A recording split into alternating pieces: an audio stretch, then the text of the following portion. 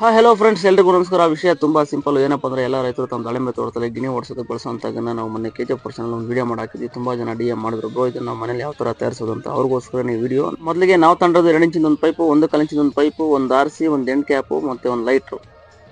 First ಬಿಟ್ಟು ತಗೊಂಡು end ಕ್ಯಾಪಲ್ಲಿ ಒಂದು ಹೋಲ್ ಹಾಕೊಂಡು ಅದಕ್ಕೆ ರೆಗ್ಯುಲೇಟರ್ ಫಿಕ್ಸ್ ಮಾಡ್ಕೋಬೇಕು. ಅದಾದ್ಮೇಲೆ 2 ಇಂಚಿನ ಪೈಪಲ್ಲಿ ಒಂದು ಸೆಂಟ್ರಲ್ ಒಂದು ಹೋಲ್ ಮಾಡ್ಕೋಬೇಕು. ಹೋಲ್ ಯಾಕಪ್ಪ ಅಂದ್ರೆ ಕಲ್ಲು ಹಾಕಕ್ಕೆ ಸ್ಪೇಸ್ ಬೇಕು. ಆ ಕಲ್ಲು ಹಾಕೋ ಸ್ಪೇಸ್ಗೆ ಕ್ಲೋಸ್ ಮಾಡೋಕ್ಕೆ ಚಿಕ್ಕ ಒಂದು ಪೈಪ್ ತಗೊಂಡಿದ್ವಿ. ಮೊದಲಿಗೆ 2 ಇಂಚಿನ ಪೈಪಿಗೆ ಗಮ್ ಹಾಕ್ಬಿಟ್ಟು ಎಂಡ್ ಕ್ಯಾಪಿಗೆ ಕನೆಕ್ಟ್ ಮಾಡಿದ್ವಿ. ಅದಾದ್ಮೇಲೆ ಆರ್ಸಿಗೆ ಸ್ವಲ್ಪ ಗಮ್ ಹಾಕ್ಬಿಟ್ಟು 2 ಇಂಚಿನ ಪೈಪ್ ಕನೆಕ್ಟ್ ಮಾಡ್ಕೋಬೇಕು. ಮತ್ತೆ 1/4 ಇಂಚಿನ ಪೈಪ್ನ ಆರ್ಸಿ ಮುಂದಕ್ಕೆ ನಾವು ಸ್ವಲ್ಪ ಗಮ್ ಹಾಕ್ಬಿಟ್ಟು ಕನೆಕ್ಟ್ ಮಾಡಿದ್ವಿ.